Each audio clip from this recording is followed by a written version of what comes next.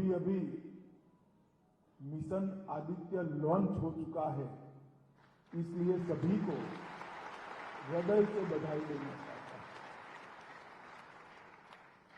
आज मैं छत्तीसगढ़ आया हूं। भारतीय जनता पार्टी ने यहां पर 5 साल तक घपले घोटालों की सरकार, अत्याचार की सरकार और वादा खिलाफी की सरकार जो यहां चल रही है, भूपेश बघेल की सरकार, कांग्रेस पार्टी की सरकार, उस सरकार के खिलाफ जन जागृति फैलाने के लिए फिर से एक बार यहां भाजपा का सरकार बनाकर छत्तीसगढ़ को विकास के रास्ते पे ले जाने के लिए आरोप पत्र लॉन्च करने का कार्यक्रम किया है। इसमें मैं आप सभी का हृदय से स्वागत करता हूं। मित्रों, छत्तीसगढ़ में 15 साल तक डॉक्टर रमन सिंह की सरकार रही। ये 15 साल अटल जी ने जिस स्वप्न के साथ छत्तीसगढ़ की रचना की थी, वो सपनों को साकार करने के 15 साल रहे। छत्तीसगढ़ को मध्य प्रदेश से अलग इसलिए किया गया था कि इतने बड़े राज्य में इस क्षेत्र के विकास का कम ध्यान रखा जाता था। अटल जी ने उस वक्त 3 राज्यों की रचना की, छत्तीसगढ़, झारखंड और उत्तराखंड, और तीनों राज्य बड़े राज्य से अलग कर ये तीनों प्रदेशों के विकास की नई शुरुआत करने का काम अटल जी ने किया था। और उसके बाद जो चुनाव आया, उसमें डॉक्टर साहब मुख्यमंत्री बने और 15 साल तक एक विकास की अविरत यात्रा चली। 2014 से मोदी जी देश के प्रधानमंत्री बने और 14 से 24 तक छत्तीसगढ़ को निखारने के लिए हमने बहुत सारे प्रयास किए, परंतु 18 से जो यहां सरकार बन गई, वो सरकार ने देश के प्रधानमंत्री नरेंद्र मोदी जी का साथ देने की जगह यहां लूट खसोट, भ्रष्टाचार और घोटाले की सरकार बनाई, जिसके कारण छत्तीसगढ़ का विकास आज छत्तीसगढ़ के विकास के मार्ग पर एक सवालिया निशान लगा। छत्तीसगढ़ की जनता ने हमेशा भारतीय जनता पार्टी को आशीर्वाद दिया, 3 बार सरकार बनाई। 2014 में 11 में से 10 लोकसभा सीटें दी, 2019 में 11 की 11, 2019 में हमने 11 में से 9 सीटें जीती और मुझे पूरा विश्वास है कि 23 के चुनाव जीतने के बाद 24 में 11 की 11 सीटें फिर से एक बार चलेगी। मोदी जी के नेतृत्व में फिर से एक बार केंद्र में मजबूत भारतीय जनता पार्टी की एनडीए की सरकार बनेगी, परंतु उसके पहले छत्तीसगढ़ में पूर्ण बहुमत की भारतीय जनता पार्टी की सरकार बनेगी और फिर एक बार छत्तीसगढ़ का विकास का रास्ता, जो घपले घोटाले, अत्याचार और दिल्ली के दरबार के एटीएम बनाकर छत्तीसगढ़ को विकास के रास्ते से भटका दिया है, उसको फिर से एक बार विकास के राजमार्ग पर चढ़ाने का काम छत्तीसगढ़ की जनता को करना है। आगामी विधानसभा चुनाव, कोई एक मुख्यमंत्री को बदलकर दूसरा मुख्यमंत्री लाना, कुछ मंत्रियों को बदलकर नए मंत्री लाना, एक पार्टी को बदलकर दूसरी पार्टी लाना, इसका चुनाव नहीं। छत्तीसगढ़ की जनता को मैं कहने आया हूं, आगामी चुनाव छत्तीसगढ़ के सुनहरे भविष्य को संवारने का चुनाव है, छत्तीसगढ़ को विकास के रास्ते पे ले जाने। छत्तीसगढ़ की जनता ने तय करना है, हजारों करोड़ के घोटाले करने वाली ये भूपेश बघेल की सरकार चाहिए या विकास का रास्ता प्रशस्त करने वाली भारतीय जनता पार्टी की सरकार चाहिए।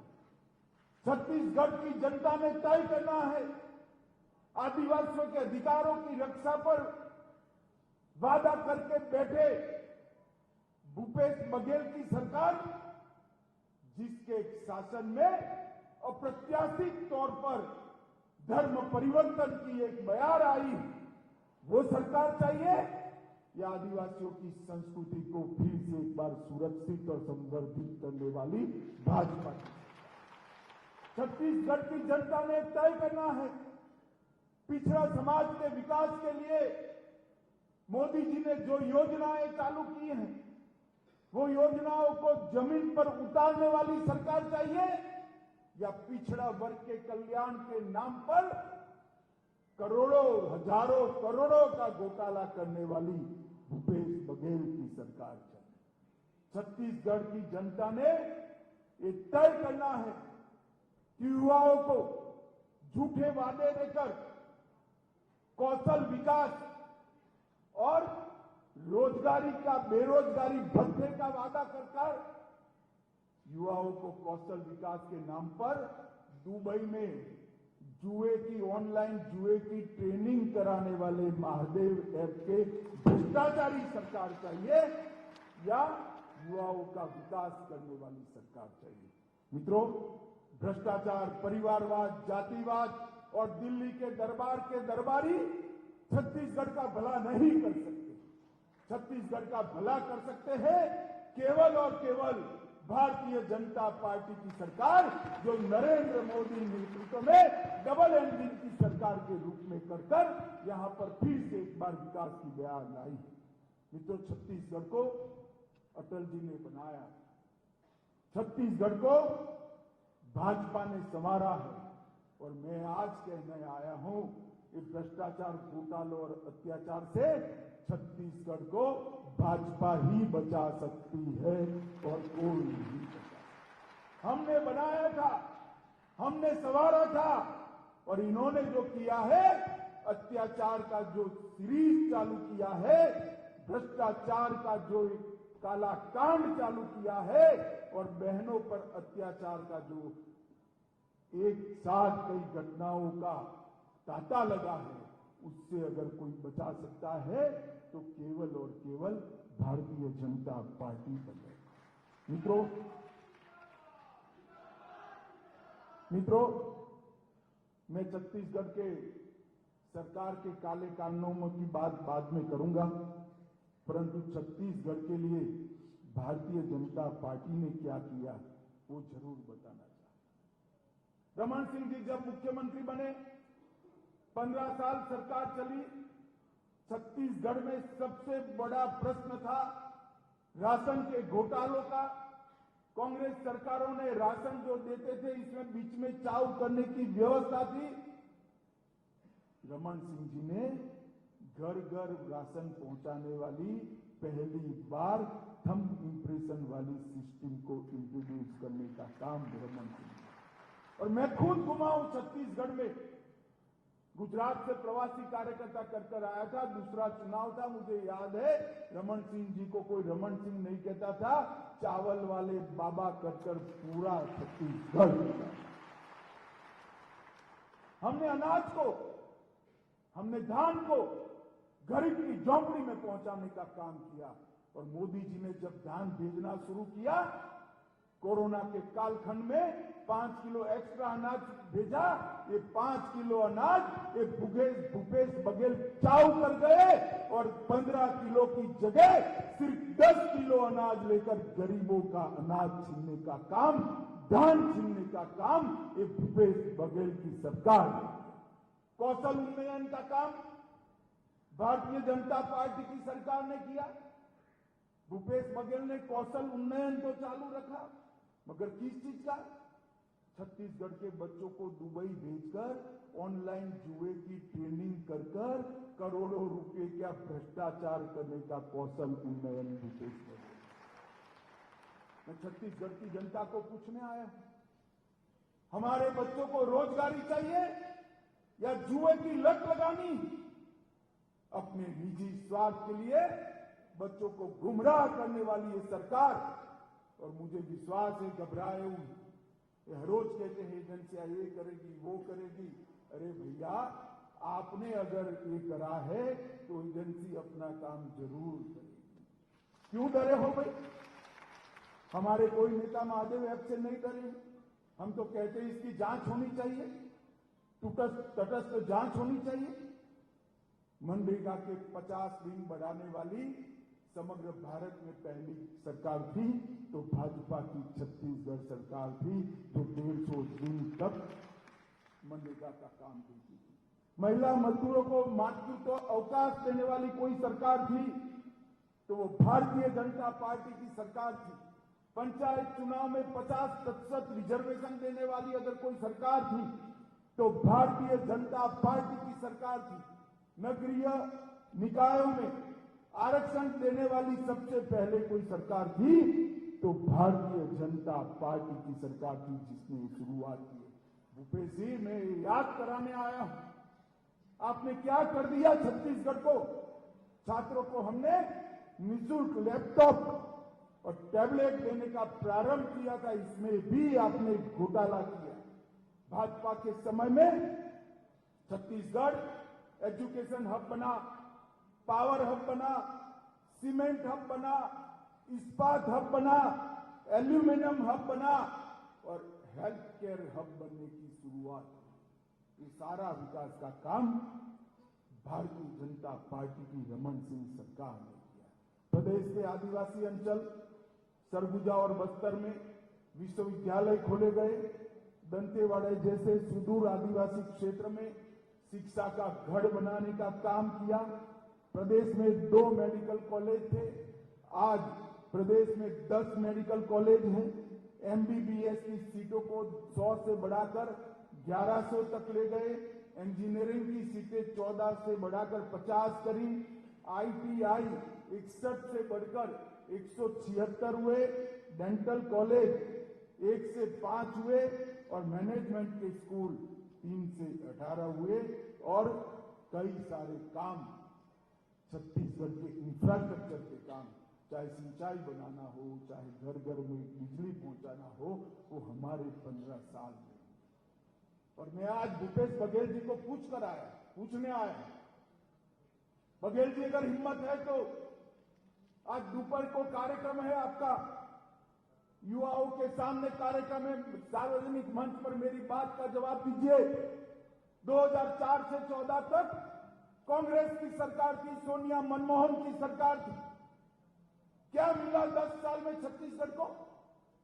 10 साल में छत्तीसगढ़ को 77,000 करोड़ रुपया मिला था। डिवेल्यूशन ग्रांट और ग्रांट इन एड का टोटल 10 साल में 77,800 करोड़ था। कितना था जरा जोर से बोलो भैया। और बघेल साहब, 2014 से 23 में 10 साल के 77,800 करोड़ के सामने नरेंद्र मोदी जी ने 9 साल में 3,02,429 करोड़ रुपया, 4 गुना पैसा भारतीय जनता पार्टी ने छत्तीसगढ़ को देने का काम किया है।